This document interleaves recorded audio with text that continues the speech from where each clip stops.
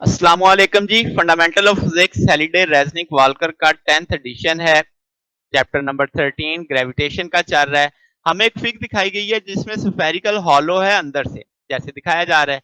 वो कहता है लेड स्फीयर है जिसका रेडियस 4 सेंटीमीटर है और हॉलो पास कर रहा है through the centre of sphere touches the right side of the sphere, जैसे ये दिखा रहा है। वो कहता है mass of the sphere before the hollowing 2.95 K G था। Gravitational force does hollow out let sphere act on a small mass, वो स्मॉल मैस पे लग रही है जो कि डी उसका बीच में दूरी दोनों के बीच में 9 सेंटीमीटर है। फ्रॉम द सेंटर, सेंटर से दिखाया गया है। वो कहता है जी line connecting on the sphere of the hollow, हमसे मांग क्या रहा है। वो कहता है जी कि ग्रेविटेशनल फोर्स बताओ जो हॉलो लेड स्फीयर स्मॉल वाले स्फीयर पे लगाएगा। ठीक है, तो अब आपके पास पहले मैं F1 लगा लेता हूं। जब आपका स्फीयर हॉलो नहीं था तो उसका टोटल मैस मुझे बताया गया है उस लम्हे का। तो अब आप कह देते हैं कि हम कह देते हैं F1 बराबर है G m/d²। ये उस सूरत की हालत है जब मैस फुल था। अब अगर हम स्फीयर को हॉलो करते हैं तो उसमें से निकालेंगे कुछ, तो हम कहेंगे जो कैविटी में से मटेरियल निकला वो वही होगा जो स्फीयर का होगा। तो दोनों मटेरियल्स की डेंसिटी सेम होगी, तो डेंसिटी सेम है तो मास ओवर वॉल्यूम की रेशियो भी सेम होगी। तो हमने mass of cavity mass of the sphere 4/3 pi R, जो इसको मैंने छोटे आर से जाहिर कर दिया है। ठीक है, उसने मुझे खुद बताया कि यानी वो उसका r/2 क्या है, आधे आधे का आधा है। ये रेडियस बनता है ना, तो रेडियस का भी आधा बनेगा ये। तो इसे मैंने छोटे आर की वैल्यू डाल दी, इसे बड़े आर स्फीयर में डाल दिए।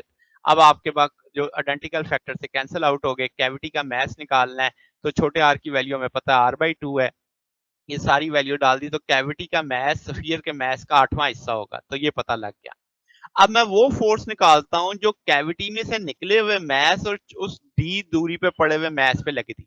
तो वो अब मैं किस किस के बीच में देख रहा हूं, जो कैविटी से मैस निकला और जो छोटा मैस परे पड़ा है, ताकि मुझे बाद में मैं डिफरेंस ले लूंगा दोनों का।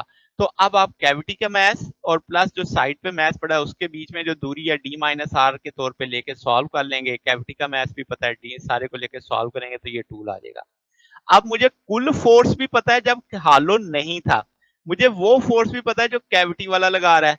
अब कैविटी वाले मैस की फोर्स को अगर मैं इस वाली फोर्स से माइनस कर दूं तो मुझे नेट वो हालो फोर्स, हालो स्फीयर वाली फोर्स पता लग जाएगी। तो वो दोनों वैल्यूज मैंने प्लेस कर दी, इसमें से आइडेंटिकल फैक्टर कॉमन ले लिए, रिमेनिंग फैक्टर्स में वैल्यूज प्लेस करके सॉल्व कर लिया। तो ये 8.3110⁻⁹ न्यूटन आ जाएगा।